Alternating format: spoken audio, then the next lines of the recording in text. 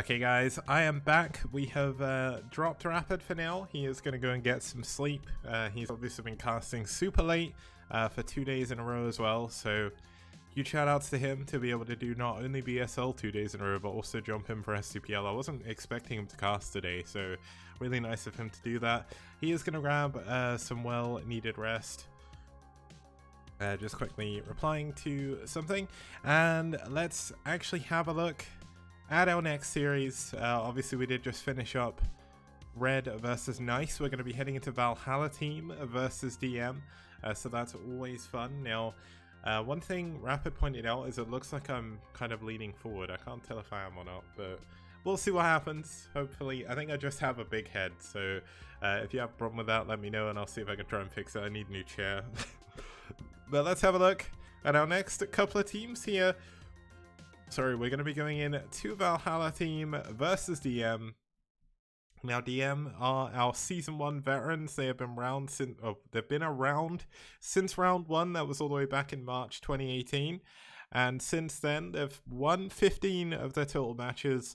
Valhalla team joined us for round 3 of season 1, and they've actually won 8 of their matches so far. They've got a little bit of a shake-up here in season 2, as they did join with Clan Wiko to kind of strengthen their roster and also diversify their roster a bit as well, because Valhalla team, I think until then, were a fully Mexican clan, but now they're a Mexican and Korean clan, so we're likely to more see their Koreans, especially because they want to try and get their way up the board, but we still do see their Mexican players pop out as well.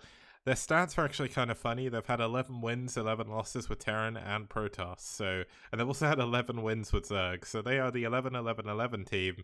And we'll have to see how they're going to do up against DM when we have a look at the rosters. We're going to be starting off here with Last versus Tech. That's going to be a PvP on Desperado. We're going to have a PvP between DK and PRI. We're going to have a ZVT between JD and J1. That's going to be interesting to cast. We're going to have a TVT between Forever and Kyrie on Blitz X. That should be cool as well. And if we make it there... No, it's not. It's PRI. It's Pre. I always thought it was PRL, but it's not. He has one of the most confusing IDs in the entire STPL. So he did pop up once in chat and said, it's Pre, guys. It's not PRL. So... 11-11-11, the new Terran build to replace 1-1-1, yeah. You build 11 factories, 11 starports, and 11 barracks. That would be really sick in like a late game TVZ, but it's very, very, very rare you'd get that many production buildings as Terran. Maybe if you're Protoss, but yeah, if we get to the ace match, we're going to be heading in to Multiverse. Having a look at our players here to start us off, we're going to have VT Last. Now, it looks like Last his stats have actually merged with Red's Last again, so there's a few games there that he definitely did not play, so I'll have to try and fix that. But his games were the 2 from this season, so they were the ones from 2019. It's interesting how that did that. I fixed it at one point and I think it broke again, but that's how we do it. And his opponent going to be Tech fighting for DM. Now, I put as his quote, this was actually me who did this because he didn't submit one, the SCPL Season 2 Round 1 and 2 Ultimate Ace, because he came out every single time in an ace match in Round 1 and he won the game for DM. And that's how DM ended up in the playoffs, and they also came very close to the playoffs in Round 2 as well. But obviously, the tournament has changed. Time has moved on. I mean, we've had more than 20 months now since SCPL in Season 1 first started. And overall, he's been doing a little bit better again recently. He took down Mitak in a pretty good game. But he's been up against some of the strongest opponents on his opponent's teams. I mean, in the last 10 games, he played against Scan, he played against Bonith. Bonith at the time was the best player on Net Wars. Scan, one of the best players on Soul. He played against Reyna, who's the best player on Bull. He played against Cadency, who was arguably one of the best players on FBW back then. He played against Sugo, who's an amazing player for Naz, and he played against DeWalt, who's an amazing player for IRK. So he's not had the best luck with his opponents here. But we're going to be heading into map number 1. It's going to be on Desperado here, one of my favorite maps in the map pool. We've only had two PvPs so far. It can get kind of interesting. One of the ones we had, I think it was Mishu versus Favorite, went on forever with a ton of storm drops going off all over the place. So hopefully we'll get a game like that as we head in to game number 1. It's Last versus Tech.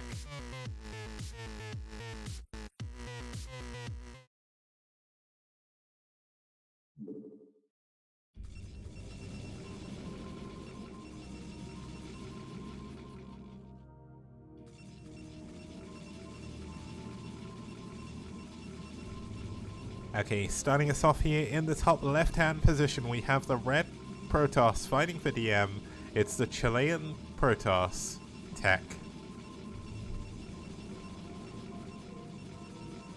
And his opponent spawning down here in the bottom left-hand position, we do have the... I guess this isn't... Yeah, it's the Cyan. Wait, no, it's not Cyan. It's kind of off Cyan. Either way, in the bluey-green, down here in the bottom left-hand position, we do have Last, the Korean Protoss fighting for Valhalla team.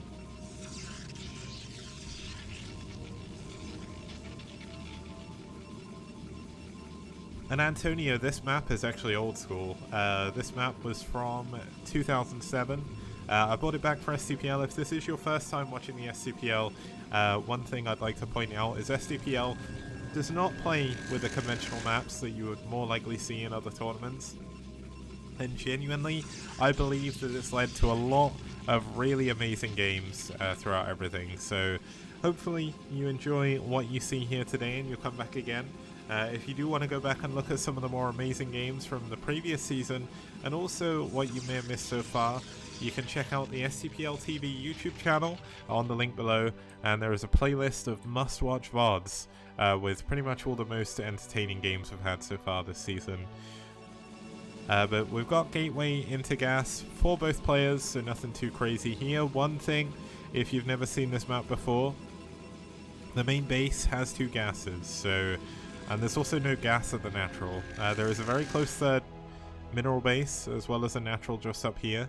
But the closest extra gas is either the 12 o'clock, or if we reveal the entire map quickly, this island base here. Now, we've not really seen the island base come into too many games. This is a PvP. Close by air is kind of crazy if you think about it. We're going to have a lot of shuttle drops most likely. But both players are going to scout each other last, so that's always going to be a little bit of a problem, because without knowing where your opponent is, you can't really tailor your build for the map. Sneaky, it was 2007, Desperado was around. I believe that was the first time it was used.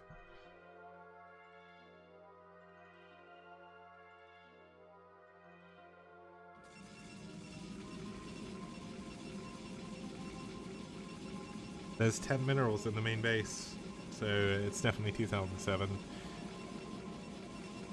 Okay, so both players still not managing to scout each other yet. This is kind of funny. Having players this blind in PvP is not something you'd really see, but it does mean that both players can play very greedily. We do have a Robo coming in for Tech already.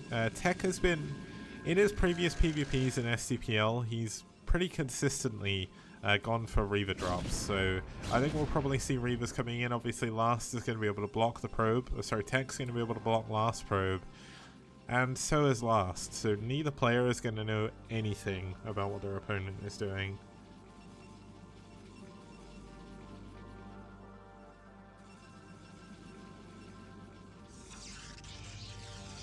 Okay, so we are going to have this Dragoon chasing down the probe. He really wants to get that kill. He's going to manage to do it.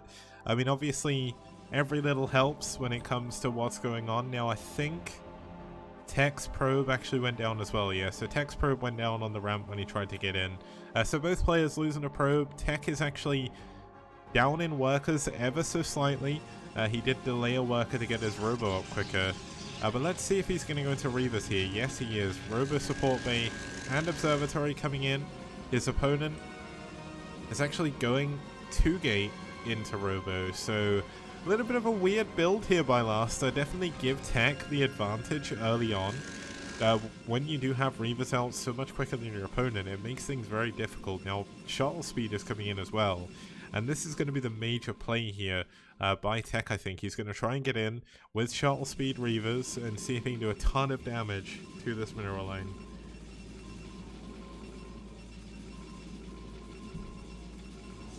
If it's saying last as Terran, this is not the actual pro gamer last. This is a different one. I don't know if he's a fan of Last or if it's just a popular name in Korea, but there's also another Last who played in STPL previously who was Terran, so this is a different Last entirely. There is like 2 of them in the database and it's not loaded them properly, so I'll fix that after this series. But yeah, it's a pretty rough day to be a Last fan, because unfortunately he's not going to be playing here in the STPL, but maybe that's for the best, because his he is having a lot of trouble. Now, Tech is actually going to go for this this island base here, and that's not necessarily a bad decision. He's actually delaying his Reaver a ton, though, and that could actually come back and bite him, because we're finally going to see the Robo support bay coming in from Last. He's going to immediately start up his Reaver here, because he does have the Observer and the Shuttle. So this is kind of an odd game. We've got way more gateways, though, for Tech, so Tech definitely going to be in a good position. But look at this.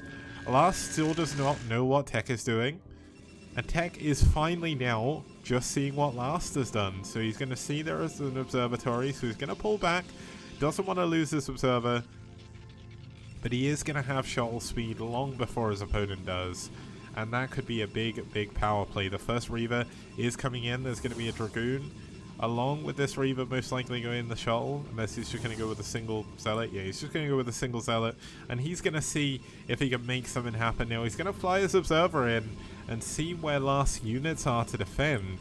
But let's see exactly how he's going to be able to do this. He's going to try and dive in on the mineral line. The Zealot dropping out, the Reaver getting down. Let's see how much. I think that was 2 or 3 probes that went down, but the shuttle goes down, so this Reaver is going to die. A little bit unfortunate there by Tech, losing the shuttle and the Reaver. Gonna give Last a huge advantage, but the Zealot somehow killing a Dragoon, and it sees the shuttle coming towards him. He does have... Oh no, Tech, please do not leave your base right now. He needs to pull back. He needs to defend against the shuttle Reaver. He's gonna cancel the Nexus, but that is gonna give Tech chance to come back and defend.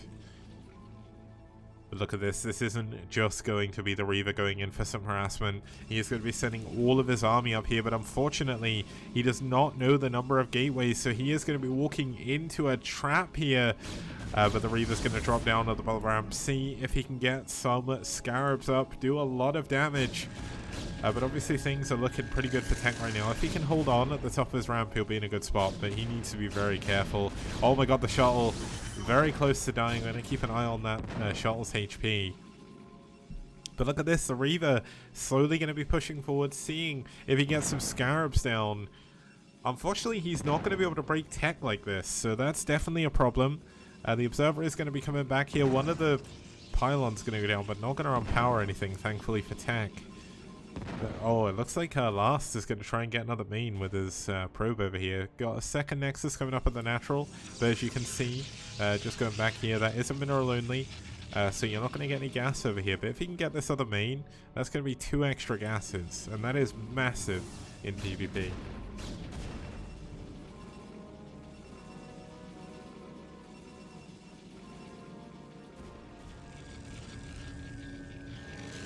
Oh, we did have a drop going into the main. I don't think it did any damage, so that's something. But Reaver going to be dropped off. He is going to pick up a probe. Going to go back to try and expand to this island.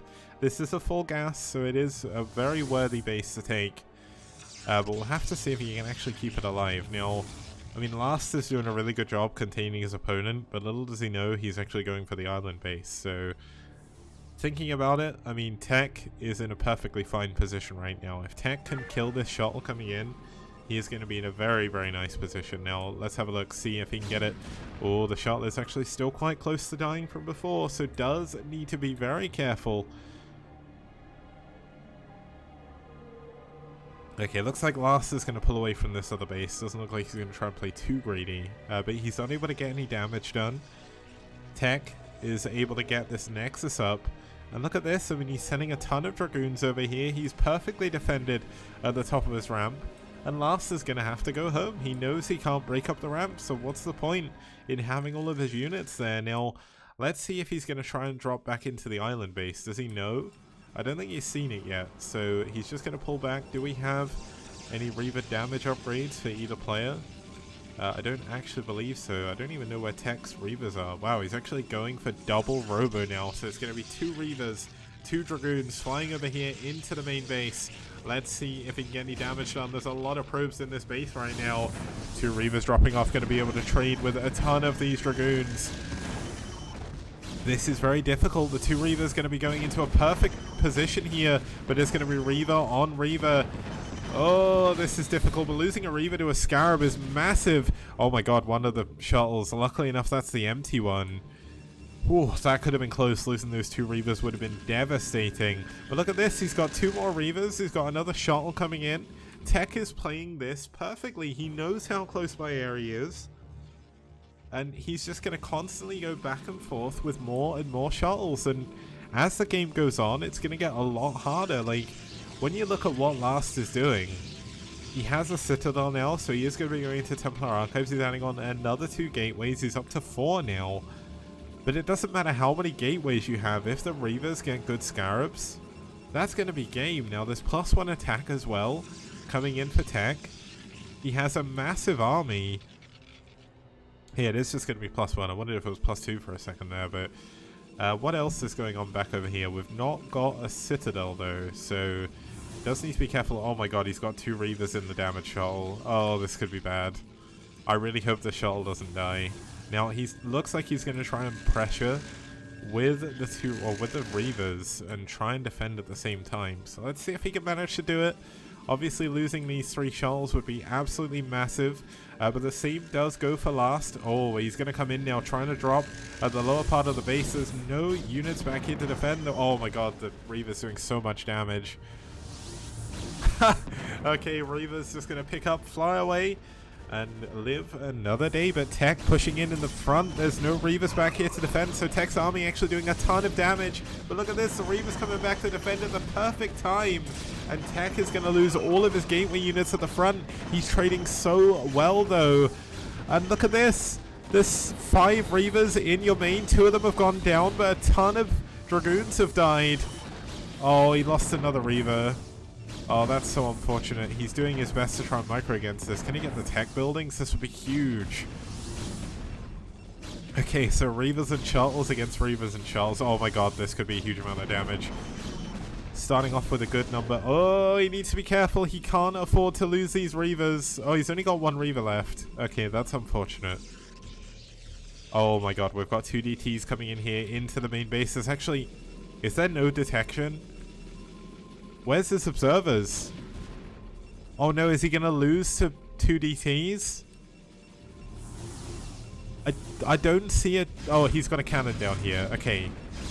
Ooh, that was close. He's going to pull back to the cannons. Really nicely placed cannons, actually. Going to be able to take out everything there. He is still mining off of his 3rd base. This does have a gas as well, don't forget. The natural coming in here for Last, still mining. Nothing too crazy to report, but this is definitely a really weird PvP so far. Ferrying over more probes is Tech. Now, it would be a really good choice to take this other main here for Tech, because he knows where he is constantly dropping over and over again. Last can't really leave his base with everything, so he's going to have to keep a ton of units back at home. And if he does that, he's not going to be attacking that top right base, but it looks like Tech doesn't want to risk it for now. He's going to check to see if his opponent is mining in the bottom right. Now, we are going to have the Reaver drop coming in from Last. Let's see what it can do. There's no Reavers. There's nothing up here to defend. 1 Scarab goes off. A 2nd Scarab going up. Oh, that's a big Scarab. Oh, the only thing I don't like is I can't see the kill count. But looks like we are going to have Reavers dropping in. Oh, no. Oh, that could be big. Now, Tech taking a ton of probe damage there. He's going to be forced to make more cannons. But of course, he does have an additional base now. He doesn't have any mining up here in the top left at the moment. But look at this. Last coming back in. He's going to drop his Reaver. Oh! Oh my god. Really good micro so far. Reaver versus Reaver is the most ridiculous micro. Look at this. Oh my god! Oh no, he loses his Reaver! Oh no! That was the last thing he had back here defending. Oh no, he's got 2 more Reavers here. Okay. Wait, he's flying away with them. I don't think he realizes they're in the shuttle. Oh my god, the Scarab! Oh! 12 kills on this Reaver.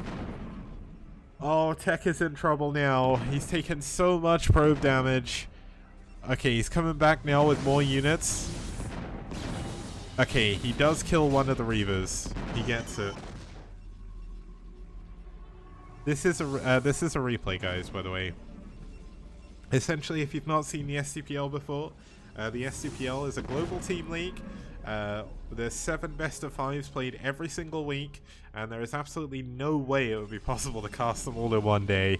Oh man, some days I'm here casting for like 3 hours on just 2 series, so we're going up to that at the moment. Actually, we're in 2 hours 9 minutes so far. Now Tech has taken a ton of probe damage, but we still have no 3rd gas here for last. I mean, Tech isn't mining from his 3rd gas either, but this is so close to call. I mean, obviously Last has a huge army, +1 attack is done for him.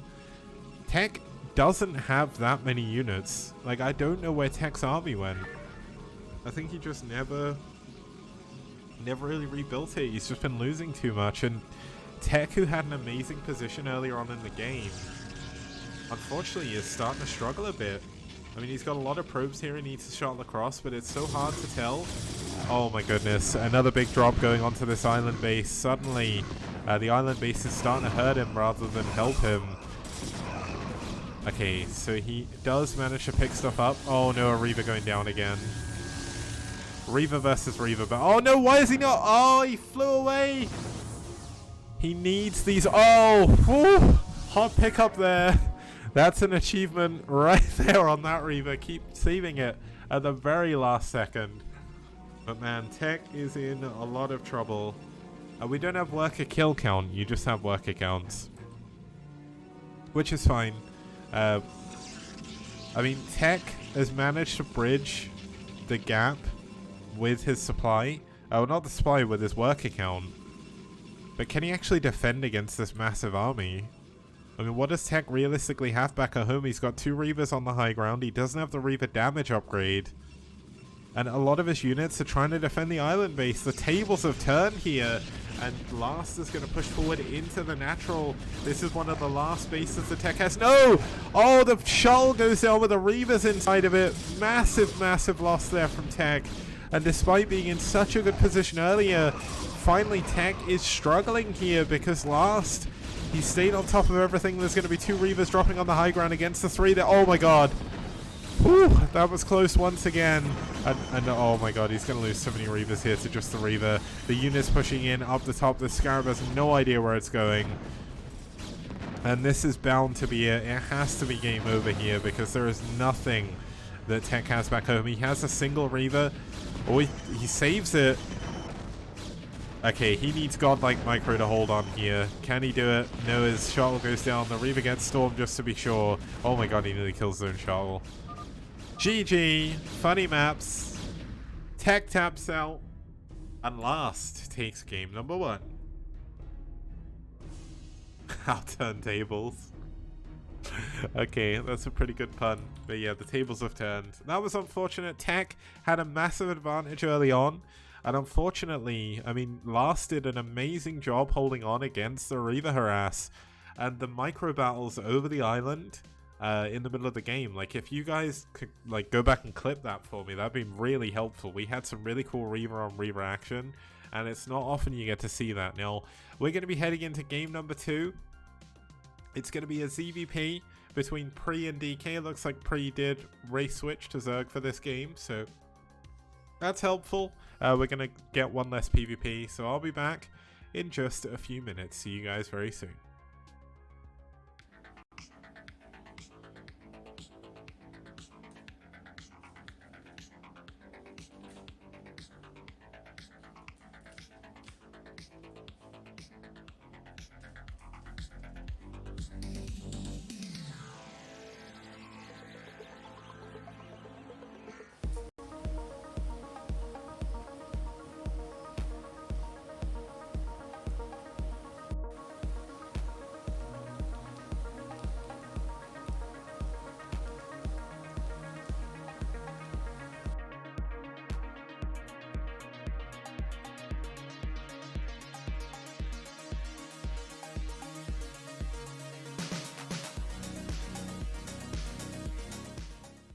And people like Kix, for example, who has an encyclopedic knowledge of every map that's ever been released on StarCraft. And he's the map man! Skibby-dibby-dibby on do-do-do. Skibby-don-do-do-do. Skibby-dibby-dibby-don-do-do-do. He's the map man! Ba-da-ba-da-ba-dee-da-ba-ba-da-bo. Ba-ba-ba-da-bo. Bee-da-ba-ba-da-bo. Ba-ba-ba-da-bo. Everybody plays one way or the other, so check out my message to you. As a matter of fact, I don't let nothing hold you back. If Kix can do it, so can you. Gooba-dooba-dooba-dee-da-ba-ba-da-bo. Ba-ba-ba-da-bo. Please don't listen to him for maps. Yeah.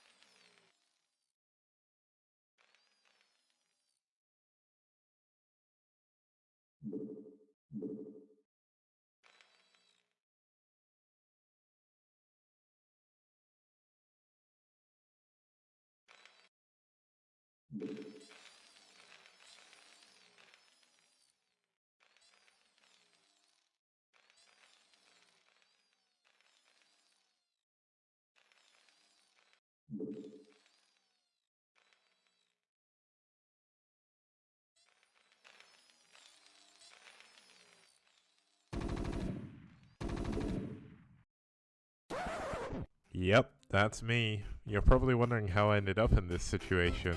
Well, I was playing an EGM fight night, and it just so happens in round 1 I played up against Terra. I've always said that I have bad... Okay guys, welcome back. Sorry for the obscenely long break there. I was just actually fixing something with the DB, so I had to load up all the overlay again, but that's fine. We'll be heading here into our second map of our second series of today. We're currently 2 hours 17 minutes into the cast, so we've had some pretty cool games today. The 6-minute curse has not struck yet. I hope I'm not like putting the mockers on here or anything. Now, I know that's probably a British phrase that no one's ever heard of, so hopefully there's a few people out there who have heard that before, so I don't look like a maniac. But let's have a look at our next two players fighting for Valhalla team. We do have DK, Donkey Kong. He's the leader of the bunch. You know him well. He's finally back to kick some tail. I don't think that's actually what it stands for, but The DK rap is awesome, so it's all good. He has actually lost both of his first games. We played against DeWalt in a PvP, and then he played against Abilov as well on Neo Arcanoid, which was a really sick game, by the way, guys. Go back and check that out.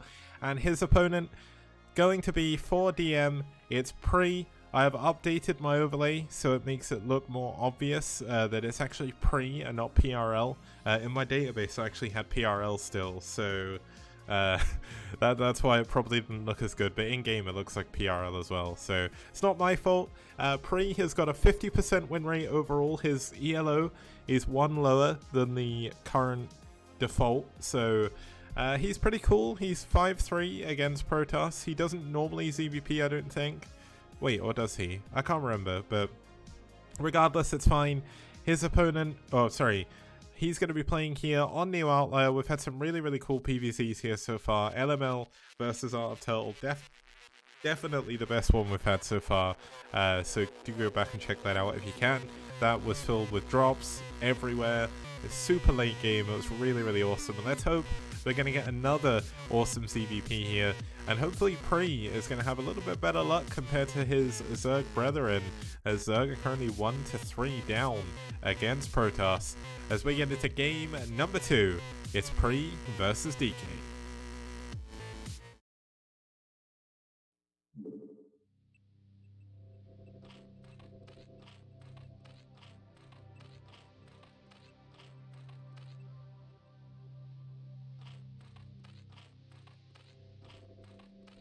Okay, starting us off here in the bottom left-hand position, we do have the Chilean Zerg fighting for DM. In the red, it's Pre. And his opponent spawning us off here in the bottom right-hand position. In the blue, fighting for Valhalla team from Korea, it's DK.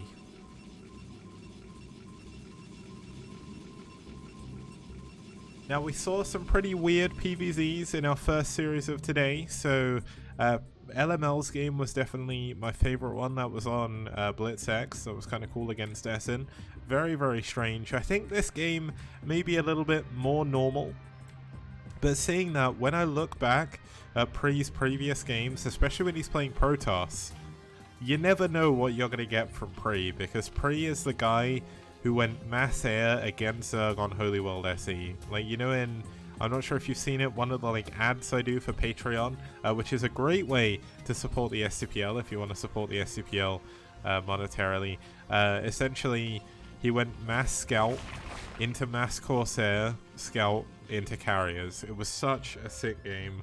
I don't know if we'll see that, but if we're going to see something out of left field, it's very likely going to be Pre here. Now, DK doing a really good job with his probe, just being as annoying as humanly possible, forcing Pre to actually react to this. Now, Pre did do the gas trick here, so he did get an extra drone out. I'm not really 100% sure how that works out economically when you're going for an overpull. It's one of the things I really do need to learn a little bit more about. It's kind of like the more analytical side of early game CVP builds, but as far as I'm aware, going for the gas trick isn't actually all that good if you're going for an overpull. So we'll have to see how that plays out. Obviously, DK doing a pretty good job keeping his probe alive, but Pre doing a really good job actually zoning it out and actually nearly getting it stuck in his base. Oh my god, can he get the probe? Oh, that was close. If that probe goes down, all of a sudden DK can be in a world of hurt. He's coming back in with a probe. This is very, very, very confident here from DK, just playing on the edge of his seat with that probe's health. Now, DK obviously did scout the fact that there is a hatchery going down, so he builds just a single cannon for now. This is going to be a Forge Fast expand, of course.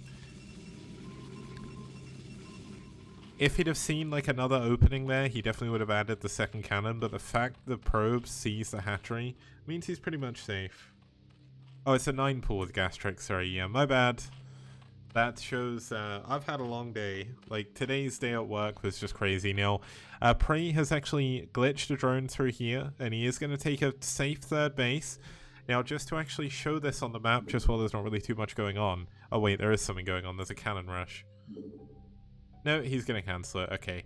But yeah, if we actually have a look here, this base is protected by the temples and the minerals. Now, the same could also be set up here. The only issue with going for this base is while it is protected, it means if you... Oh, that's the wrong button. If you want to build units there, you can't. So you can already see Pre is adding on his 4th hatchery in the middle of the map. Now, the strange thing is there's minerals here, but they're not appearing on my mini-map for some reason. That is so strange. I guess that's what happens if you reveal and hide them, hide the units.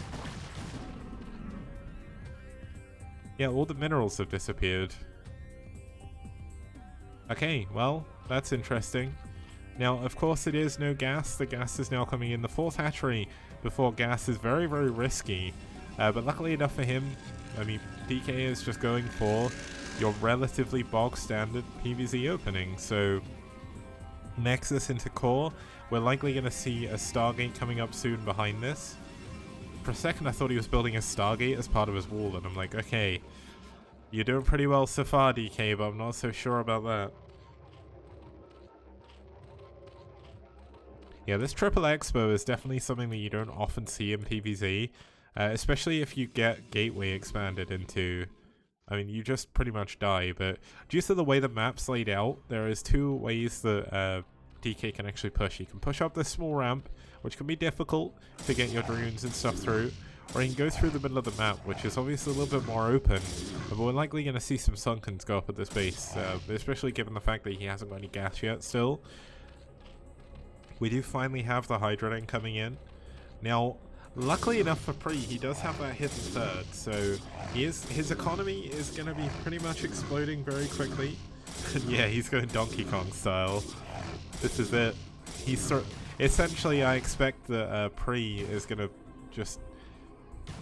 Now, I guess it's kind of wrong to say that Pre is playing Donkey Kong style when this guy's name is DK. So I really hope we get like Reavers, because Reavers kind of look like barrels and they fire out fireballs. So we'll be going full DK. Okay, this Zealot, I mean, he's not going to kill it. Now he is. So the Zealot is finally going to go down, but not without training incredibly efficiently. Okay, it looks like he's not going to trap the gas probes. I just noticed Buenaventura said that in chat. Just thought I'd check that as well, because that can be very difficult. But I think there's actually space for the probes to walk here, so it's not too bad. It's not like on, what's that map in, it's Overwatch, where I keep seeing people get their probes caught in behind the gas. But luckily enough, not going to see that here. Hydralisk is starting to come in. But look at Pre's drone count. He's up to 32 drones already. Wait, where did all the drones go from the main? Did I miss something? Huh. Oh my god, he's actually hiding the lair up in the top left as well. There's definitely no... Yeah, there's no Templar archives or anything. I didn't miss a DT killing all the drones, did I? I think he just pulled them all. Why did he pull all his drones away from his main? That's a really weird decision. I guess he just wants to mine out the front bases first and just keep his main for later. This is a bank. Like, he's playing banker Zerg right now. He's saving up for later. He's investing in some other bases. But here we go, another 2 Corsairs coming in. They do not have +1 attack just yet. I don't think I saw the core spinning either. But let's see if he's actually going to go and check for that 4th base, because... Yeah, there we go. He's going to see it. I don't know if he necessarily expected to see it, but there's going to be an Evo chamber here. There's going to be a Spore colony, but not before the Overlords get taken down, I don't think. And he's going to scout the lair as well. I mean, after what DK had seen, I think this is kind of like the common... thing you would do, scout for those 3rd like hidden bases, because essentially, like, if you're not being hydro busted, why do you have no lair?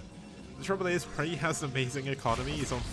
He's got 10 supply in stuff that isn't drones. He's at 51 supply at the moment. How ridiculous is this? How often do you get a game where a Zerg is on 41 drones? Okay, 39 drones now.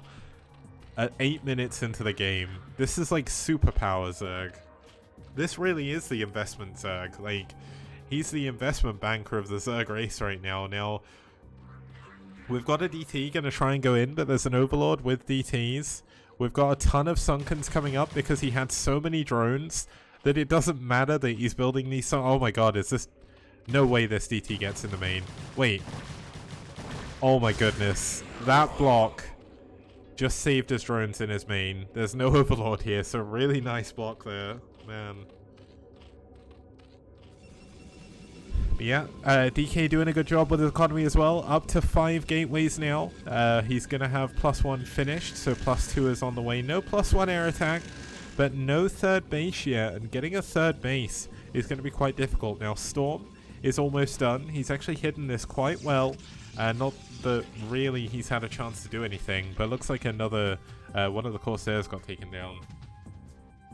Yeah, he's gonna find it problematic to actually try and expand, because he has a lot of Zealots, but not really much of anything else. Like, he does have Templar with Storm, but I don't think he actually has any High Templar yet. No, he doesn't. So that's gonna be awkward. Look at this. He's gonna be trying to go up, and he's this is a really clever play. He's going to break down these temples. Oh no, maybe not. I was going to say, if he just kills those temples, Pre has no way of going to defend his lair. He's going for Overlord speed finally. There's another hatchery in the middle. Lurkers coming in. This could be a really, really long game, guys. So I hope you guys are ready. Here we go. Zealot's going to jump into the third base. Unless this is the fourth. I don't even know anymore. But he's going to be blocked for the moment. Is he going to be able to get this hatchery? The Lurkers are burrowing. Oh, the hatchery's going to go down. This could be big. Nicely done, but he can't really afford to lose these units. This is an entire army.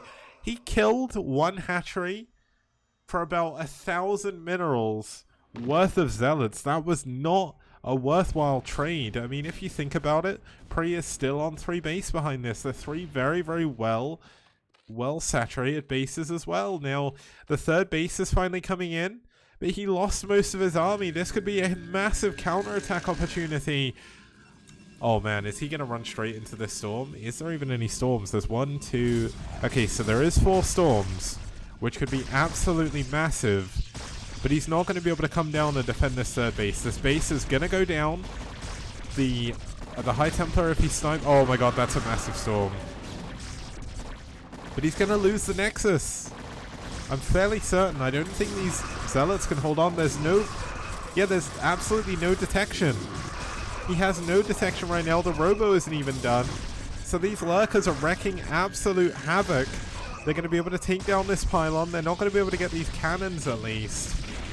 Oh, there is an Observer. Okay, the Robo is done. The Robo must have finished when I wasn't looking.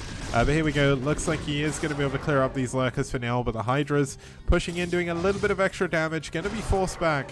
And DK with a very nice hold from there. Yeah, genuinely, I thought he was going to lose the Nexus, but he didn't. He did a really good job microing. He didn't throw away all his units on the Lurkers, which can be quite difficult. He's got a good number of gateways back up at home now. Where is the observatory? Am I blind? There's the Robo facility. Oh, it's here. Okay, I am blind. So he's actually going for double upgrades right now. So DK playing a very, very... I wouldn't say this is old school now, because we are kind of in the mid to late game now, but... Going for double upgrades is certainly something I expect more of someone like Eriador. Usually people don't necessarily, at least from what I've seen, go for armor until they've got 3 attacks. So adding that extra forge obviously going to help him against Pre's units. Pre hasn't actually got any upgrades yet, so despite having these evolution chambers a while, he's only just now starting to upgrade. And he's on 53 drones. He only has 103 supply. He's got 50. He's only got 50 army supply, which isn't much. But he's going to break down and see if he can work his way through into the Protoss main base. Now there's a big push coming in at the front. Lots of units coming in here from DK Pre. A lot of his sort of defenses are a little bit set back. Not really building them too far forward. So this hatchery is definitely going to go down. And let's see what Pre can actually make happen with his 50 army supply, because this is the problem. When you over-drone like this, if you can't get units, it doesn't matter if you have a massive economy. You're not going to be able to survive. Now, he's trying to push forward into this third base. I don't necessarily feel this is a good idea, but he's going to try and break through. There's no High Templar over here. So he may be able to break the third base location, but look at this. His natural is in danger of being busted through. There's very little defense back here. Oh, the lurker actually getting into the mineral line. This could be big. He needs to... Oh, it goes down. They could have been some amazing lurker spines, but not today. DK shouts as he shoots Pre with his coconut guns. As we have DK pushing in once again into the natural. It looks like Pre may be over-droned. Playing way too greedy here, losing all of his units up in the main. He's actually throwing up a load of Sunkens in his main. He's going to give up his natural here. There is a single lurker here, but it's going to go down. He's going to try and pull it back. But unfortunately, that lurker is stuck between a rock and a hard place. There we go. It does go down. I mean, Prey does have this base in the top left, but what does it matter if you're going to lose your main? He still has 47... Oh my god, this is good though. The Overlords... That was a really cool play, actually, hiding some units in the Overlords, but it doesn't matter, they all get stormed. And it looks like DK may have done it. Now, there's actually 2 lurkers, I think, in the top right-hand position. Yeah, they're going to try and take down these temples, but that's actually only going to help DK eventually. Another hatchery is going to go down. It's going to be difficult for DK to break in, but look at this, a 4th base coming up over here. Now the temples, I mean, they take forever to kill for 2 single lurkers. They don't have any upgrades for attack, so that's not great. Looks like storm energy may have run out down here, though. No, there is one more storm. Can he take down this Archon? No, he can't. So he is still dangerously trying to hold on, but just look at how many units DK has. This is a ridiculous army from him. And I mean, Pre does have the base in the top left, but it's only a matter of time. If you lose all your tech, if you lose your main base, that is bound to be game. It doesn't matter how many drones you have. He can't actually evacuate his drones. Interesting, the minimap is kind of bugged again. Oh no, yeah, no, it's bugged. Okay, I think revealing and unrevealing things broke the minimap for me, but it's fine. Having a look here, the Sunken is going down, the main is going down. He cannot save his drones. He's going to try and hold on, but look at this. He's trying to break through the temples and he still hasn't. It takes forever to break through them. He's going to lift up all his drones and his overlords and try and live another day. All of his upgrade buildings are over in the top left, but look at this, DK. He has figured out there's a hat. Wait, no he hasn't. Okay, here we go. He's gonna... Wait, does he see it? Yeah, he sees it. He sees the 3rd base attempt now from PRL. He's gonna go up and kill that. The main base of Pre has gone down. I called him PRL again, didn't I? We've got a Nidus Canal coming up now. Where is that actually gonna go to? Where is he? Wait. Oh, he hasn't started the other end. Okay, that makes sense. Okay, he's gonna try and Nidus to the top middle. This is very optimistic. I think this is gonna go down. Now, there are a ton of Lings that are going to pop out here, but they're just popping out into absolute death. Here we go. Looks like the Lings going to go down immediately. The Nidus is finished. No, the Nidus hasn't even finished, and the hatchery goes down. Pre is on his last legs. Looks like the Lurkers finally broke into the base, but they have not done any damage. But yeah, DK has done an incredible job this game. He was up against such a strong economy, but Prey just didn't have any actual fighting units to deal with the army that he had.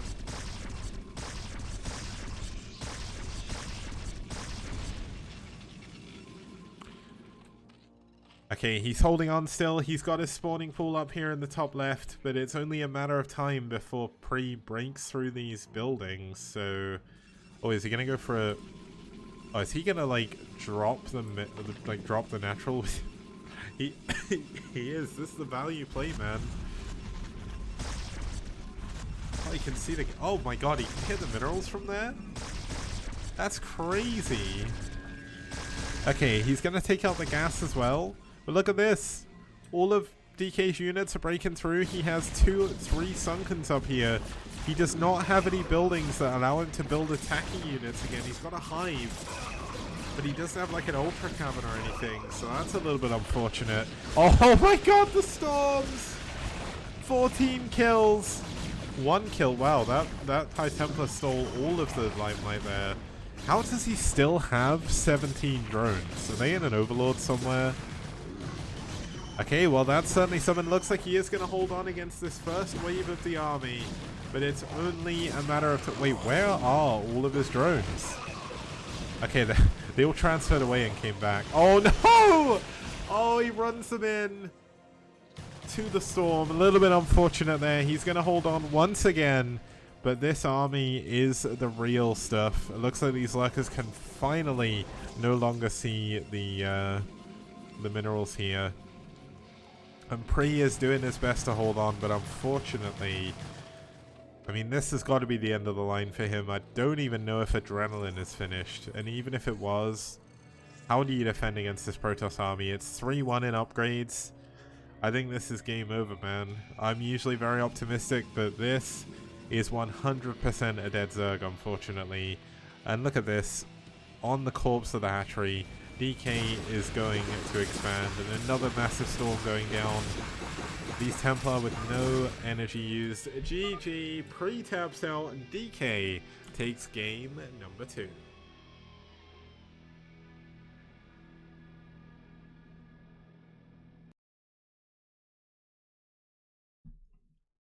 Okay, well that was a valiant effort there by Pri. He had an incredible economy.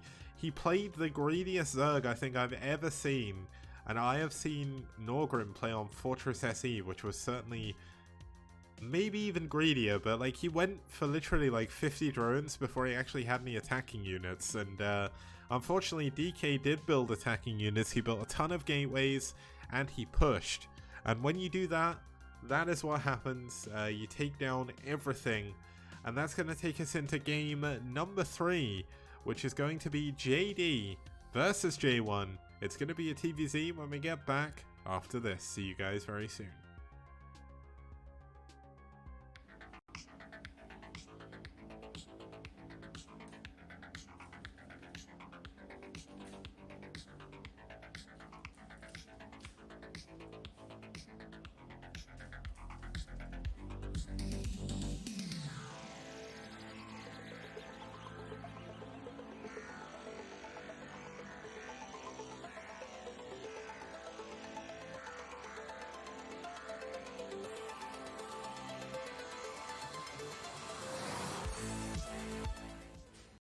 Neo Arkanoid also makes its appearance in STPL Season 2, a map from 2006.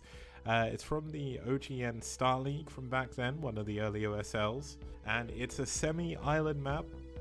I think one of the first of its kind that got major use after about the year 2004. It's one of a kind. I don't think I've ever seen another map like it. There's temples and power generators absolutely everywhere, making it very difficult to get through the middle of the map. But air units, of course, going to be very important. Okay guys, we are back for some more STPL action. We're going to be heading into our third game of the series with Valhalla team up 2-0. If DM want to hold on here and take us into a possible ace match situation, they are going to have to field a very strong player here. And that player for them here is going to be J1. Now J1, a Korean Terran, 75% win rate overall. He is currently 1-1, 50% against Zerg. So a very strong member of DM, one of their newest additions for Season 2. And let's have a look here at his opponent. It's going to be JD. Now this is a Jaedong fan. It's not the real Jaedong. Maybe his name is Jaedong. I'm not 100% sure. Maybe VT Game is in chat to explain. But he did beat Master in his only game against Nice, so this is going to be kind of cool to see him again. As we head into our third map, it's going to be on New Tornado. Now New Tornado, one of the more standard maps on the pool. We're actually 1-1 Terran versus Zerg here, so nothing really statistically too crazy. But this should be a really sick game. I love TVZ on this map. Leads some really cool games. Very easy to stay on 2 base forever, which is actually quite a good benefit for Terran. But let's get into game number 3. It's JD versus J1.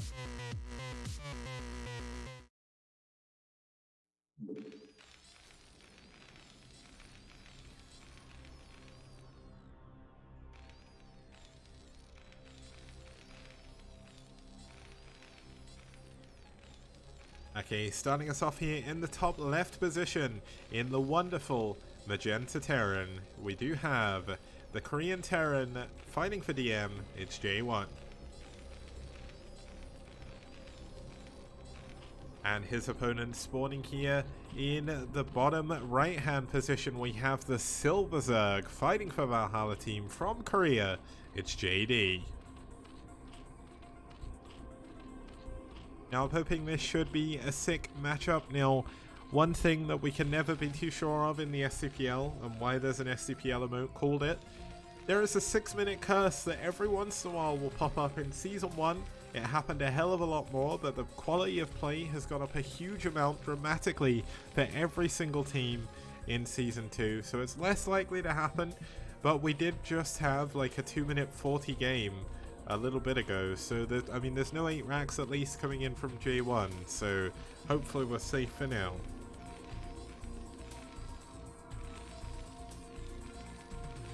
I've actually added another couple of STPL emotes, but they've not come through yet. But I've added like an STPL does emote and a boom emote, because Rapid says boom goes to dynamite a lot. I say kaboom a lot, and it like boom is really good for like if a mine goes off or like a Reaver Scarab goes off. So I thought it'd be a good meme emote to get people typing them. But yeah, we haven't had any 6-minute curse games for a while, but obviously never count them out because you never know what's going to happen. Now, we do have both players scouting. J1 is actually scouting quite late, which is kind of odd. Usually you want to scout around 11 supply, at least when you're going for a fast expansion. There's no gas yet though, so unless, wait, is he just going to go for 2 racks? This would be really cool to see 2 racks play. No, he's actually going to just, is he yeah, he's double scouting, okay. Now, did he see the Overlord? No, he didn't. So he's still going to send out the second SCV. He could be, I was going to say he could be using this to block the ramp against any possible drone scouts, but that would not be worth it. The drone and SCV going to scout each other in the middle of the map now. The double scout is something you definitely don't want to be doing as Terran, because it's a massive waste of mining time on your second SCV, but not all is lost. Obviously, sometimes you just have to make sure that you're not getting Lingle in. So, looks like he is going to go down and actually build his CC on the low ground. Perfectly safe, knowing that the spawning pool is only just finishing up. Hopefully, we'll see that SCV staying alive a while.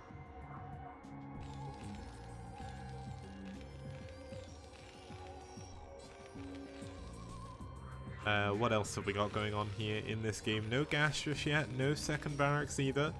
Could still possibly be a +1 racks. It's not the most common build anymore, but certainly still does get pulled out every once in a while. But it looks like this is going to be a 2 racks academy. Now, 2 racks academy has kind of come back into style because so many Zergs are just 2 hatching. 2 racks academy is definitely the best bio opening against 2 hatch, just because you get your stim and your range a lot faster. It allows you to deal with the mutas a little bit easier. Obviously, if you're going mech, 2 hatch is very, very strong. So that's one of the reasons why 2 hatch has come back into play for Zerg as well. So it's weird, like the game is 21 years old now, I think. And for a second, I just nearly had a heart attack because I turned around slightly and I saw this massive thing behind me. And I forgot I had my green screen there. Oh my goodness, I shouldn't have admitted that, but you know what? I already admit everything else, so I may as well say that. That scared the hell out of me. I was like, oh my god, there's someone stood behind me. It freaked me the hell out. Yeah, but the game is like nearly 21 years old now, I think. Maybe even is 21 years old. And the meta is still shifting. Like, it may not have major shifts like when we went from like 2004, 2005 to like 2010 or something.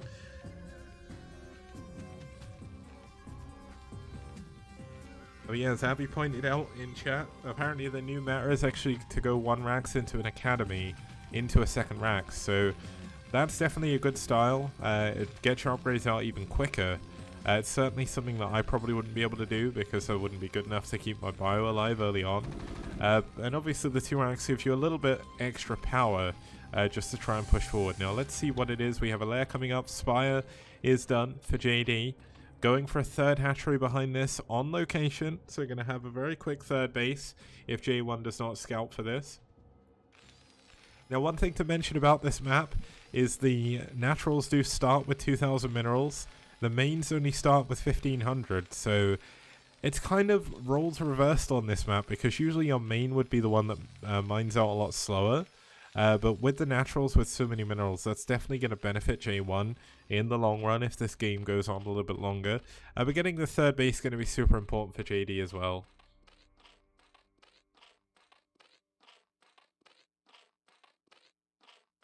Okay, so this is game 3 of possible 5 here between DM and VT even. We've got J1 pushing out onto the middle of the map, seeing if he can get a little bit done with his bio. Stim, not quite done just yet. That'll finish soon, and we should have range coming up immediately after. Very, very important to hit your range timing. He needs to build it. Needs to get, there we go. So range a little bit slower than what it could have been. Gonna make dealing with the Mutalist a little bit harder, but obviously with Stim, the Mutalists still need to be very careful. This is Korea versus Korea, so we should have fairly good latency between the two of them, which in ZVT is definitely important. Oh, is he going to be able to get one of the Mutalists? No, this is one of the problems with not having range just yet. The micro, very impressive from both sides, but J1, JD is actually missing a lot of his shots. Oh my god, J1's just going to break through, isn't he? Range isn't done, and he's breaking through. He's killing all of the... Oh, man. JD taps out, and the 6-minute curse strikes again as J1 busts the way through the front. No Sunkens, playing incredibly greedy. And JD, unfortunately, found out what happens if you don't build Sunkens against 2 racks. If you don't scout for the Marines coming out the base. And, I mean, he saw them. He knew how many Marines there were, and he just decided to try and hold on with Mutas. But unfortunately, the bio control from J1 a little bit too strong. And he is going to take that game. Now we're going to be heading in to our 4th game when we get back after this very short break. See you guys very soon.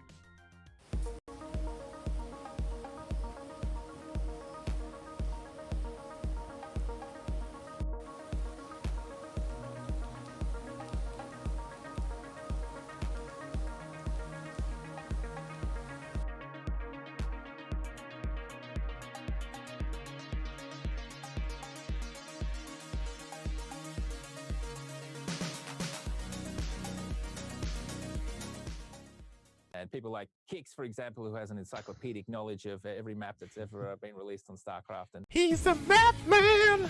Skibidi on do do. Skibidi on do do. Skibidi on do do.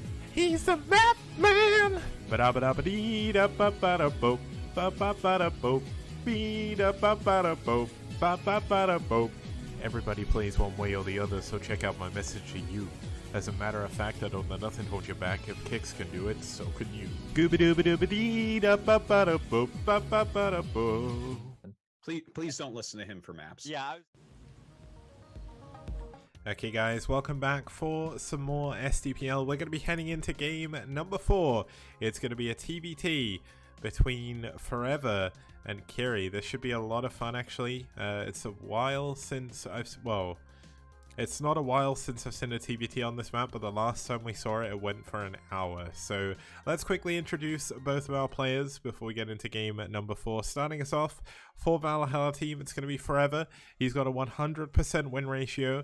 He's actually got a 3-for-0 win streak against Zerg and a 4-for-0 win streak overall. The highest overall win streak, in case you're wondering guys, is actually DeWalt for IRK. He won 10 games in a row, so Forever is going to have a little bit of a hard time making that record, but if he can, that would be super sick. And his opponent fighting for DM, it's going to be Kiri. It's the North American Terran Hope.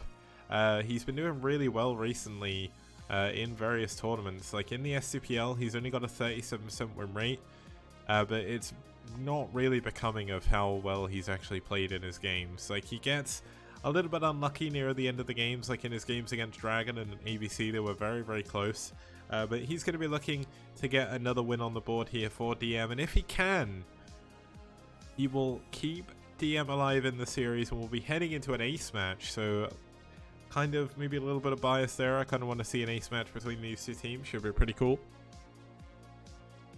But his opponent, oh, I'm sorry, he is going to be playing here on BlitzX. Now, BlitzX, a really fun 2-player map. The last time we saw a TBT on here, it went for 1 hour and 2 minutes. It was the longest game in STPL history. I checked. and it was the longest game by over 20 minutes. It was BC versus BC in the middle of the map. Lots of science vessels using defense matrix to like basically invalidate the Yamato cannons. So we'll have to see what's going to happen as we get into our fourth game here. It's Forever versus Kiri.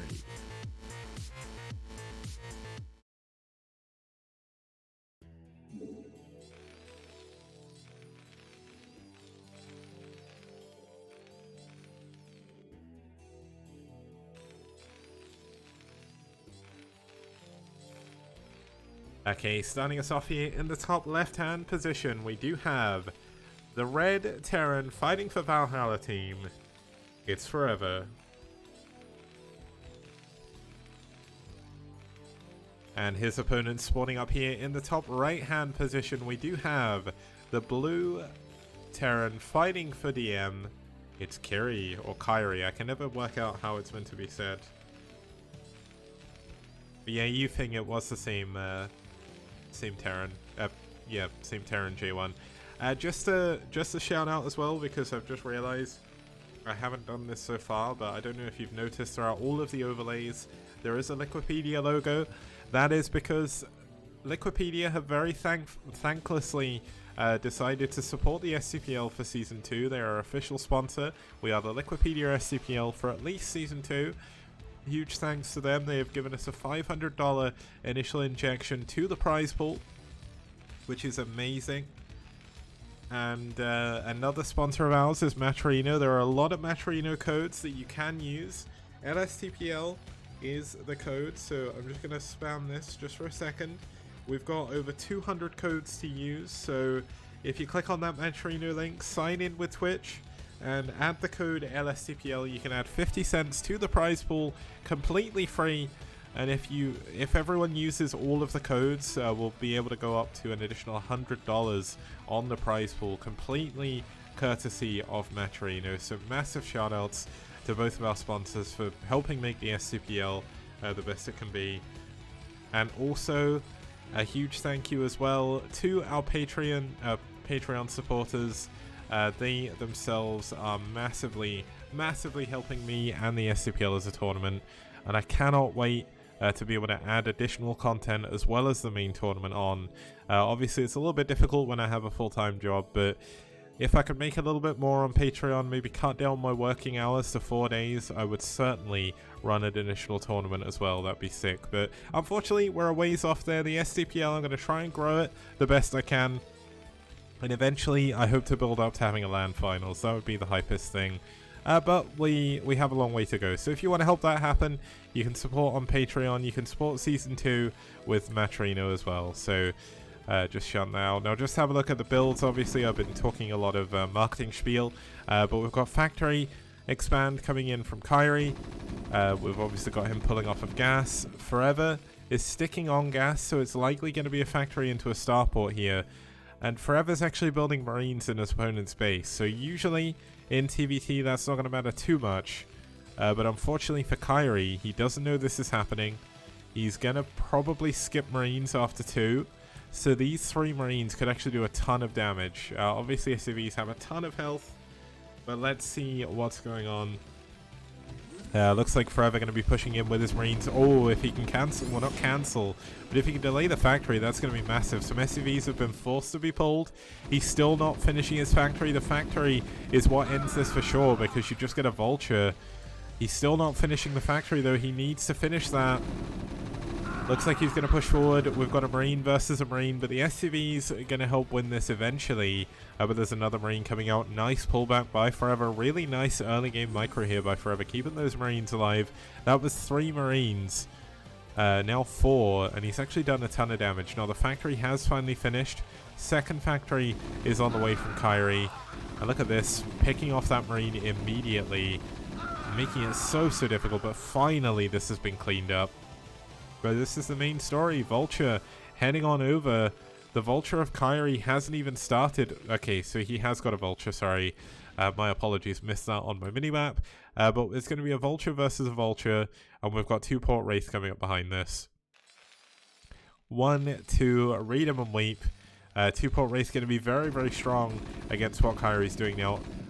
Kyrie is doing it. He's building the armory. This is the most important building you could possibly go for at this specific moment in this game, because not only are Goliaths very good at vultures, or very good at killing vultures and mines, they're also amazingly good against Wraiths. Now we are going to have 2 Wraiths before the control tower as well, so this should be an academy. Okay, the academy should be coming up after the armory though, because if you go up against... wow, that vulture managed to kill the marine. And he's going to get... oh, is he going to delay the... oh, is he going to delay the armory? He does. He delays the armory. That's a massive deal. He needs to finish the armory like right now. Obviously, Wraiths don't do that much damage. But I don't think he's realized his SCV is dead. Oh, there we go. Okay, so he's finally going to finish off the armory again. The absolute handbang timing on that cancel, though, was massive for Forever, because Forever's going to have 2 Wraiths coming in, 3rd one on the way, control tower on the way as well. And there is absolutely nothing that can shoot up here for Kyrie. Now, Kyrie, it's going to take a very long time for any of these SCVs to actually die. Oh my god, he's even blocking the vultures in the base. Forever with the sickest plays here in this early game, TBT even. Now there is going to be a... wait. Oh, you can just run around it. Okay. Well, that was kind of anticlimactic. I didn't realize you could run past that, but... yeah, this is... oh my god, he even cancels the... well, at least he delays the academy. And the more the academy's delayed, we're going to have Cloak coming in here soon after this when he gets enough minerals, so... I mean, Forever is playing so aggressive. This is one of the most aggressive TVTs I've seen in the STPL so far. And we've had over 900 games, so... kind of cool. But nearly losing one of his race there, but is going to keep all 3 of them alive for now. Cloak's still not on the way. So maybe the fact he scouted the fact there was an academy coming, maybe he's decided just to kind of give up for now. Oh wow, we've actually got a starport coming in from Kyrie here. He's going to be going in with a hidden dropship. I can't believe I didn't notice that on the minimap. But he's going to get... oh, he's going to drop Goliaths as well. This could be very, very strong. The Vulture's going to move into the natural. There's barely any units here anyway. And the drop is going to go into the main. Where are the Wraiths? If the Wraiths can pick off this dropship, they're going to be in a great position, but there's no cloak. So scan is not necessary yet. So this isn't a massive problem. This is a very, very good double-pronged attack here. He's going to go in from 2 angles. The Vulture's coming in to the main. Gonna see the SCV. Okay, the dropship looks like it went down, but the Goliaths are all unloaded. 2 Wraiths been taken out so far by these Goliaths. Goliaths against SCVs do a ton of damage. And one of the Vultures survived. Now, the Wraiths aren't going to be able to defend this, so let's see how much damage is actually going to be done. Oh, is he going to get the Wraith? Okay, no, he doesn't. He might get this tank, though. Oh, nice. He gets the tank. Okay. That may have evened things up a little bit. 23 workers to 22. Both players still on 1 base. We've got the barracks down here actually flying away. I thought that was going to be like a hidden unit again, but the Vulture going to go in, see that no command center started yet, and Kyrie is going to be feeling pretty good about that. That drop may have just done the damage he needed. Now, there are another couple of Goliaths in the middle of the map. We don't have an additional dropship coming in, though. That would be a little bit wasteful. Oh, wait, there is actually another dropship in the main. Okay, wow. He's going to lose it, though, but he's done a ton of damage. He's got another 4 SCVs. Cloak is finally done, so the Goliaths are finally going to be taken out. But they are going to be able to fight back, at least momentarily. Losing that second dropship, though, there's no real massive excuse for that. He's just thrown that away. Not flown it away, sorry. But yeah, the Goliaths are going to be taken down. The Wraith's actually going to fly directly into the Goliaths. Is there a single scan? Yes, there is. He doesn't want to use it yet, though. He needs to be careful, because if he scans and suddenly the Wraiths go into his main, he doesn't have any detection. This is a really action-packed ZVZ, TVT even. Oh my goodness, the barracks goes down, no additional factories. An engineering bay is finally on the way, but that gets cancelled, or at least momentarily delayed. Now, there is an... oh, it's going into his own Wraiths. Okay. This is definitely something that you don't often see, but the scan has been used, so the Wraiths are going to get away. But there's not actually that many of them now. He's done a really good job kicking some of them off. He's not been continuing to build them. He's only got 2 guys on gas. Now that could actually be a massive mistake here for Forever, because he needs as much gas as he can humanly muster. Now, looks like he has finally put 3 guys back in gas. I think this must have been for a reason. Maybe he was saving up to get something additional. But here we go. He's going to push in against the Goliath. A single Cloak Wraith going to be helping out here. How often do you see this? Oh my god, the repair though. Oh, the tank's moving. Oh, the repair. Okay, he survives. He saves the tank, but there's another 2 vultures coming in. Okay, these vultures aren't going to do anything. Oh my goodness. We have Kyrie with the Wraith lead now. There we go. He's going to be flying into the main now. He's going to try and do some damage. Okay, that's a vulture. I thought it was a dropship again, but looks like the SCV that was trapped behind to try and get some of the Wraiths to kind of group up has finally gone down. Kyrie is the one doing massive amounts of damage now. The single Wraith of Forever is now in the main. There's actually no defense against air up here. There's 2 Goliaths running back, but they get caught on the tank, on the ramp. These Wraiths up here still doing damage. 7 kills, 8 kills. Oh man, this is so much damage for Forever to be taking. 9 kills. He's going to get 10 kills as well. Eventually. 10 kills. 11 kills. There's no additional... Oh my god, it's 3 Wraiths now. He's actually trying to build a ton of turrets. Okay, he is going to be able to get the turret up, so he's going to survive for now. There is still Cloak available, I think. Yeah, there we go. But he doesn't have actually that much energy, so he's going to have to fly away. There is still a ton of SCVs here for Forever the Natural. But man, this is such a weird back and forth TBT. This is kind of crazy.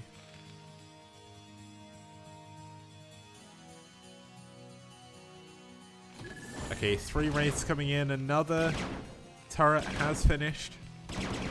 But look at this, he's getting more gas SCVs. Gas is so important for Forever right now. The economy for both players is so unbelievably low. Like, think about 9 minutes in the last CVP we watched. Prey as a Zerg player had 50 drones. Both these Terran players together barely match up to 50. So that's crazy.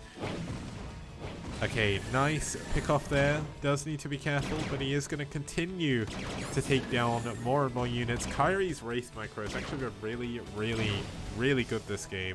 Forever did a good job microing his Wraiths as well, but he did barely any damage in comparison. Like, Kyrie is playing this really well. Okay, so he's doing his best. He's taking a few too many hits here. He's not going to be able to cancel this turret, so we should at least... Oh wow, oh my god, he delays it again. Kyrie should be fairly airtight now though. There's no additional Wraiths coming in. There's only a single... Okay, there is double factory. He's gone for a ton of Goliaths. But look at this, Kyrie, he's up 20 supply. And that's because he has 5 tanks right now. We've only got 4 for Forever. And they are not in the right place. Siege mode, I'm not even sure is done. Now, luckily, Forever did send an SCV out. So he does know... that Kyrie is going to try and push forward, and this is when Forever is going to try and take this high ground. If he can hold this... Okay, that's actually kind of unfortunate. He's going to lose the starport. Or at least he's going to be forced to lift it, which is a bit of a pain, but not the end of the world. Is he going to wait? Is he going to finish the... Yeah, he does. Okay, we're fine. Yeah, Kyrie is Korean but lives in the USA, so he's effectively a US player. Like, Marwin is Ukrainian, but he lives in Sweden, so he's got the Swedish flag. Okay, it looks like we are going to have tank versus tank action. Forever has done what he needed to do. He's at least delayed Kyrie from pushing forward. Now, Kyrie does have this starport to actually... Oh my god, this is a bit of a mistake here from Kyrie. Oh, that's harsh. And you don't want to be losing this starport. This starport's going to be very important. Now, we do have the Goliaths that are going to be able to land. Oh my god, is he... Wait. Oh, he's just going to drop the main. Okay, this isn't this isn't necessarily a bad idea.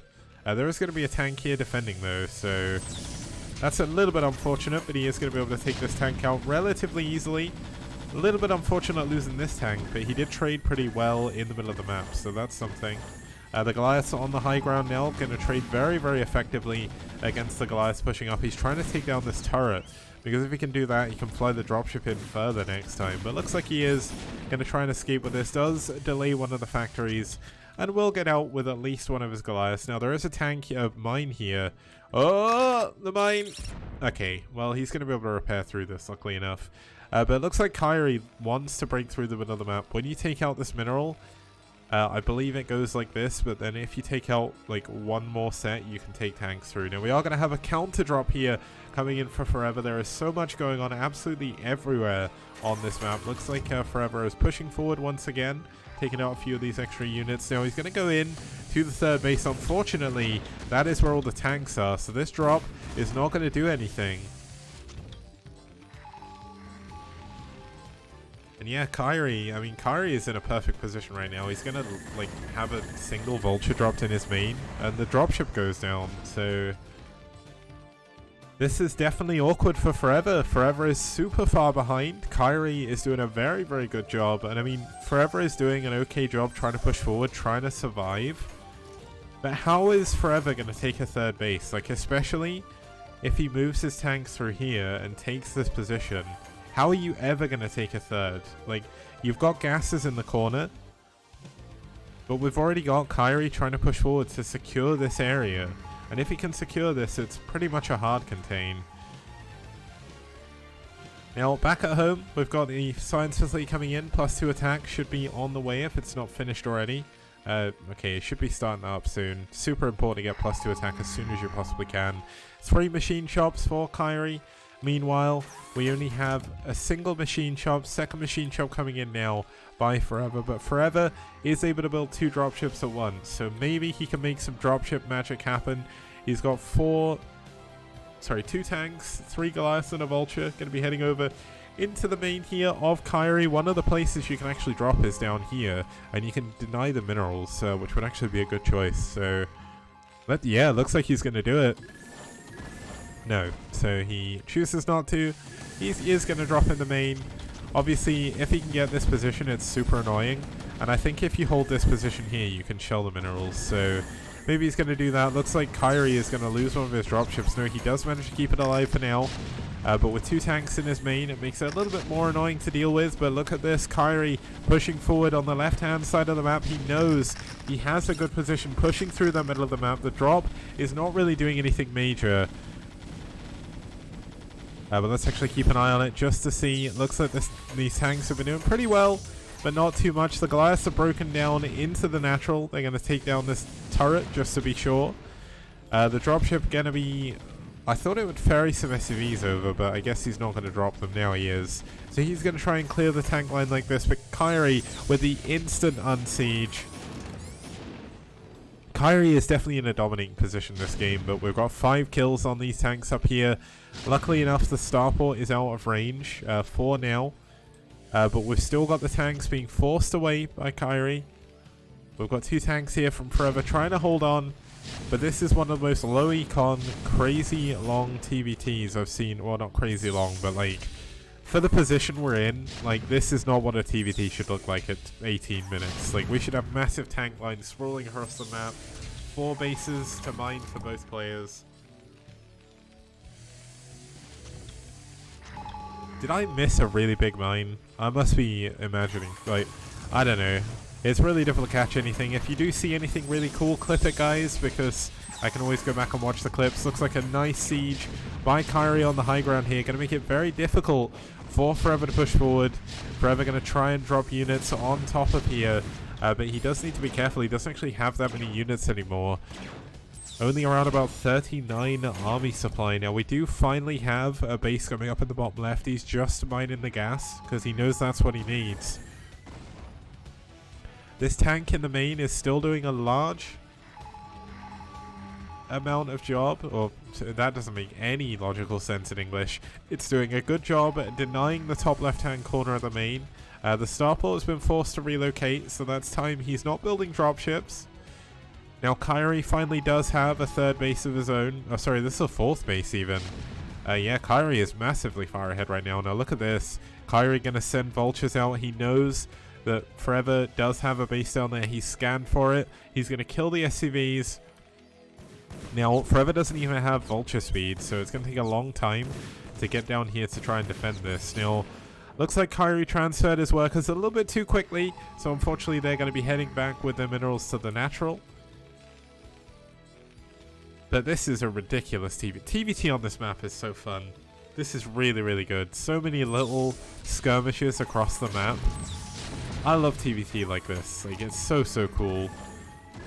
And now it looks like the barracks has finally been spotted. The third base actually survives with the vultures down at the bottom managing to hold on to it. Now Kyrie is going to start moving the, like, kind of circling around his opponent. He's like a python here. He's going to kind of wrap himself around Forever's neck, and he is going to cut off the bottom left-hand corner to Forever's army. Now Forever still does have a good number of dropships. One of the tanks has finally been taken down. Oh, look at this. The tank in the main is going to help defend against... Oh my god. Oh, 2 tanks going down to 1 shot. That is not a good drop. Forever, unfortunately, losing more and more units, getting absolutely nothing done. 2 tanks in the bottom left, going to be able to clean up the bottom left-hand base. And it looks like Kyrie is still constricting his opponent, just making it harder and harder. And defending that drop the way he did has definitely gifted Kyrie an incredible job here. Now, we see Forever is going to try and push forward. He has to try and break out somewhere, but unfortunately, he just doesn't have the position. He doesn't have the units. Like, he's trying to fight low ground to high ground when he's in an upgrade disadvantage. Obviously, Kyrie's tanks 2-shot Forever's, whereas Forever's takes 3. And with the high ground, that makes it even harder. Now, there is still a tank in the main. It's not quite in position to kill the science facility, so he can't block +3 attack.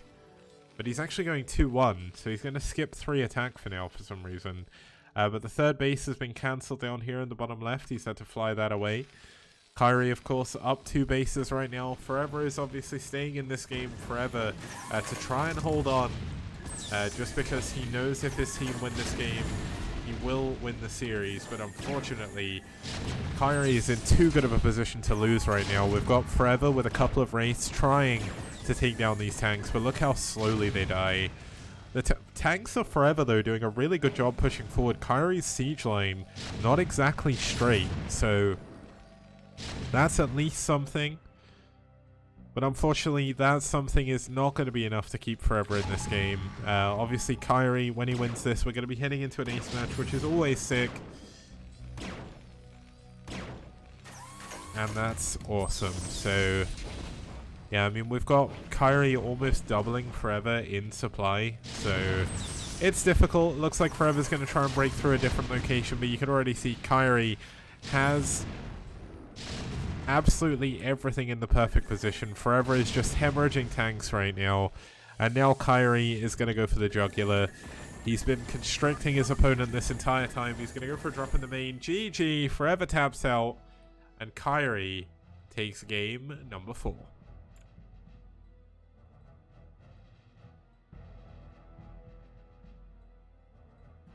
Okay, now that was a pretty sick TBT, lots of action the whole way through, 22 minutes, but it certainly doesn't feel like that, so really, really cool TBT there.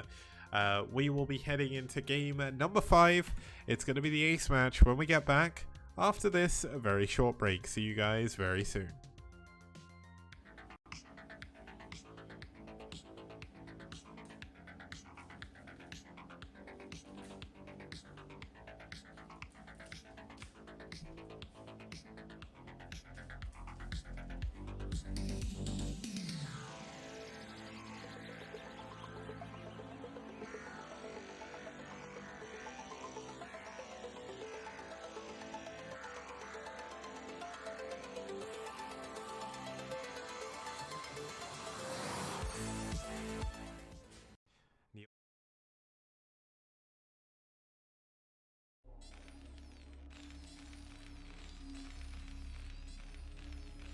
Okay guys, we are heading in to the ace match. Thank you, Gafka, for clipping that mine.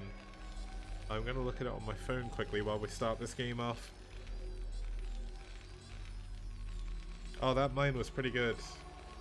That's awesome. Thanks for clipping that. Makes up my job a lot easier. Starting us off here in the bottom left-hand position for DM, we have a repeat player here in Kyrie. He won his last game to get their team to the ace match. Let's see if he can win the ace match and bring his team home in game number 5. And his opponent spawning down here in the bottom middle position in the Cyan, fighting for fighting for Valhalla team. It's going to be last. Now, I love a good ace match. It's going to be here on Multiverse. If you've not seen ASL Season 7, that is where that map comes from. And let's have a look at the chat again, just quickly setting the colors, and we are all good to go. Now, it is going to be a TVP. TVP on Multiverse is very, very cool. Kyrie, of course, going to be coming out for the ace once again. He's one of the strongest players on DM. Now, we do have a proxy gate in the middle of the map. This isn't the best place for a proxy, especially given the locations, but he's put it directly in the middle of the map to kind of hedge his bets on his opponent being at any of the spawns. He's not going to try and proxy when he's going to be miles away, but we already have Kyrie going for a wall here, which is going to be important to be able to hold on to this game. Now, apparently I'm not on the dashboard, so unfortunately I can't see how many wonderful viewers we have right now, but I did notice before it was over 100. Huge thank you for you all to tuning in. This is going to be our final game of today, but this is certainly an interesting start. Obviously, if he can block the wall, then the Zealot is going to be able to get in. If he can't, then the Zealot is going to do absolutely nothing. Now, is he just going to skip? So the first Zealot is out. He's going to go for a second Zealot as well. Okay, so second Zealot before core is certainly something you don't necessarily think you will see, but okay, I finally got the dashboard back up. Now, this wall is Zealot tight, I do believe. There's even markings on the ground to make that happen. So this Zealot is going to be able to break through, and luckily enough for Kyrie, his SCV is not going to go on the other side of the wall, so he's not going to be able to target that down. Really lucky. If that was me, I would have lost like 3 SCVs trying to finish that off, but super important that you actually do repair this, because if you lose your wall, you're playing very greedily behind this. You don't necessarily want to get more than 1 or 2 Marines if you're walling in, because there's absolutely no reason to. But he's actually going to continue building Marines. He does need to send an extra SCV up here to repair this. But luckily enough, he's not going to need to for now. Looks like Last is going to pull back, and everything is looking fine now. The core is done. Range is going to be on the way. It's going to be obviously range Dragoons following this up, just to put a little bit of extra pressure on the wall. But when the first tank comes down, that's all going to be the end of it. Now, Kyrie actually got Mana Pylon in his main, which is not the biggest deal, but obviously it does mess up the mining a little bit. Luckily enough, he didn't get Zealoted as well as the Mana Pylon. The fact that he had a wall meant he didn't have to worry about it too much. And it's certainly a strategy I think we'll see a little bit more in, or more a tactic, I guess, in this map against Protoss. Because walling in here, it's essentially free. Like, you don't need to necessarily do anything. The big problem is with walling in, you kind of lock yourself on one base until you can get siege mode. But it looks like he is going to go for a Mine Expand, so Mine Expand obviously quite strong, but he is going for a Starport as well. So we're going to see some early drop play. That is certainly something you don't often see. Wow, he's actually going to go with 2 SCVs, a load of Marines, and a Vulture. Oh my god, he's actually losing a ton of the Marines here to Zealot. Oh no, he's actually going to lose everything. Wait, is there a Marine under there? Yeah, there is still a Marine. The Marine goes down, but the Dragoon is going to go down as well?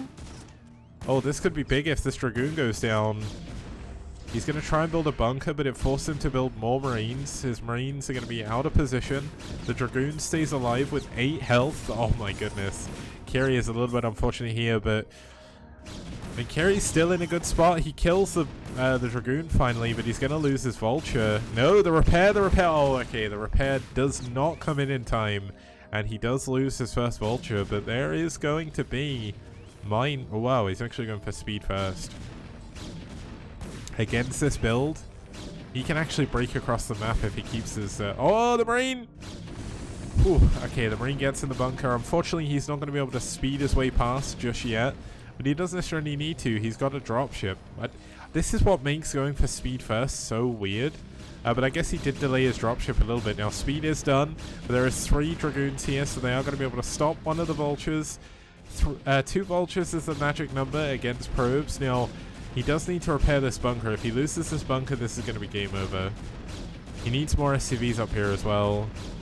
Oh my goodness, he's going to lose the bunker. The bunker's going to go down. The Vulture is in the main. Let's keep an eye on the minerals. The probes even, the probe kill. Oh, he's using it. Oh, this is really good. This micro is really hard to do, but he's doing it. He's keeping his bunker alive with 1 less SCV than he needs to by cycling out Marines. Really, really nicely done by Kyrie there.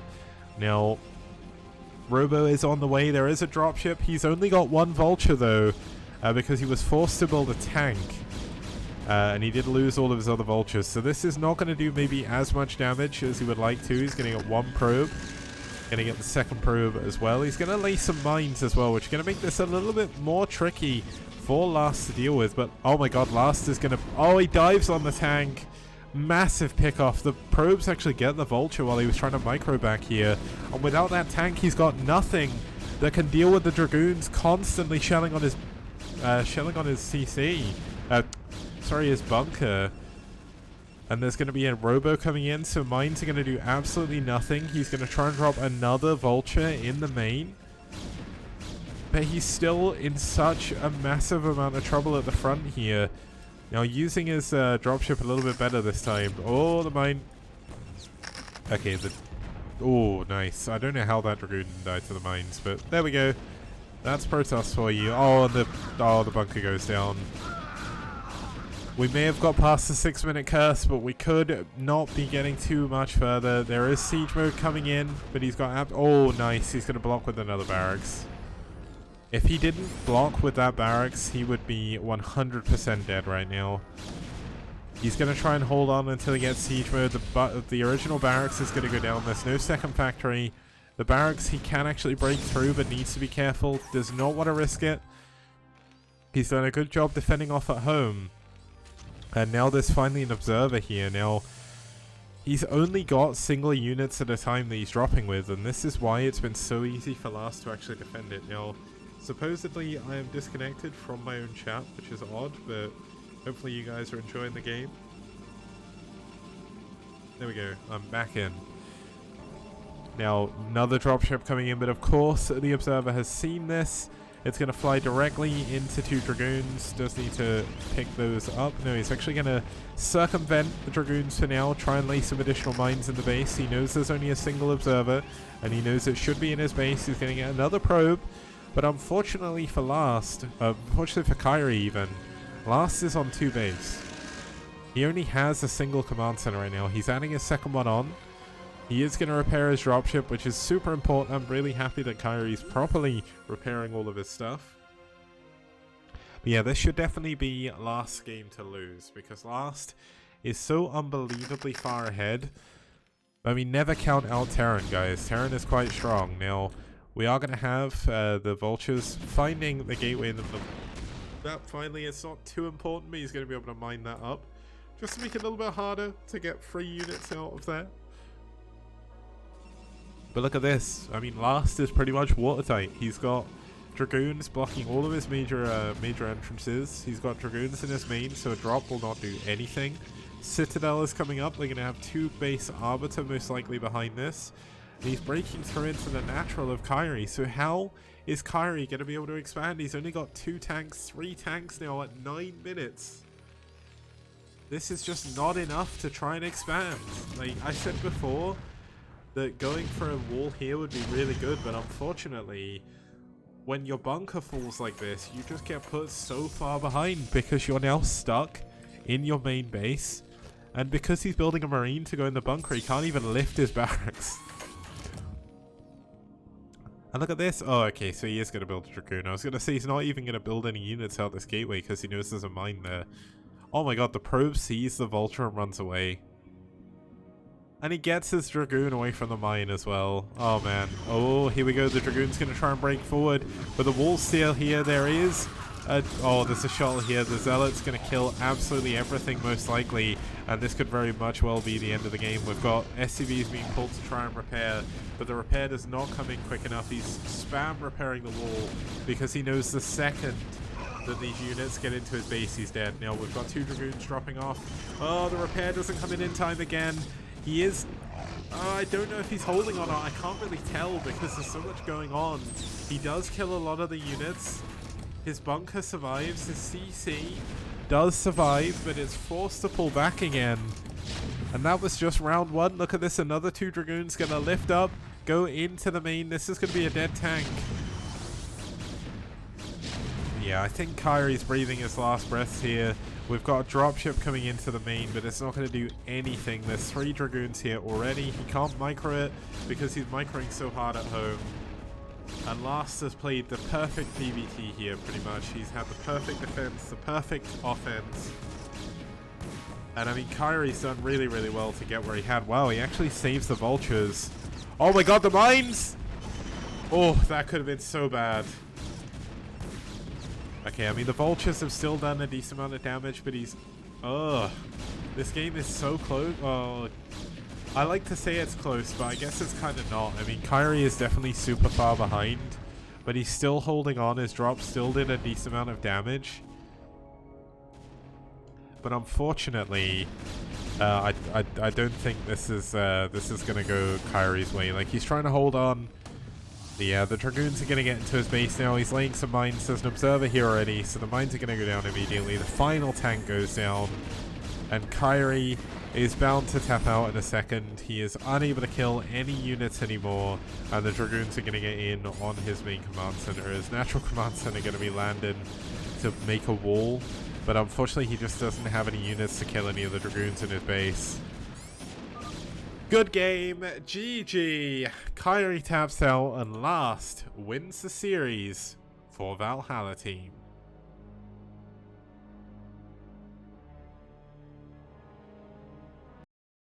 Now, honestly, that was a really, really sick game because regardless of exactly what happened, I'm finally starting to see what Rapid was saying about me leaning forward, but my chair is not comfortable.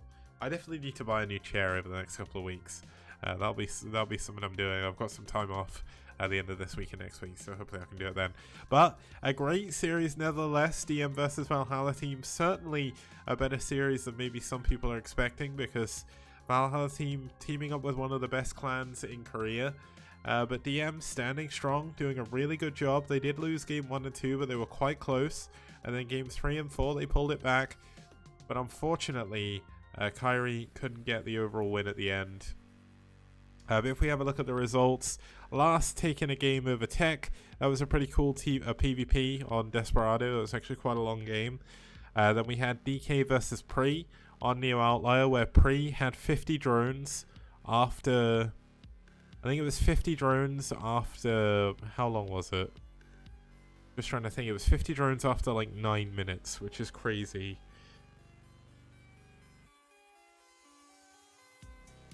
Obviously, J1 taking down JD on New Tornado. That was a really, really straightforward TVZ. The only 6-minute curse we had today.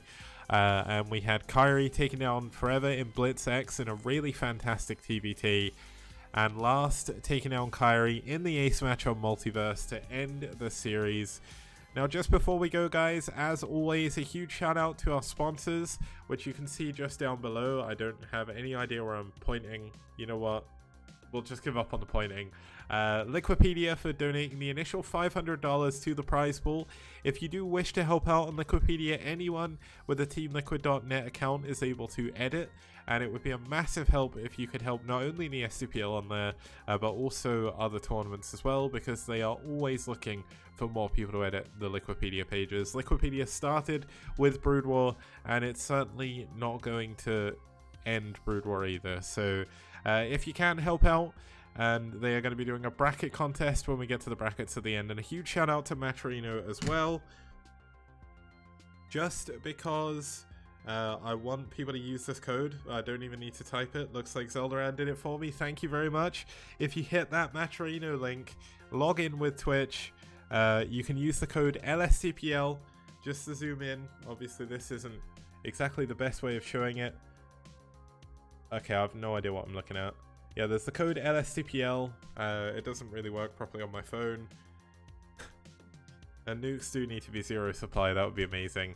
But yeah, it's been an amazing tournament so far. With day 1 of week 4 is over, but we have another 10 weeks remaining, as well as another 2 days. We'll be back on Wednesday.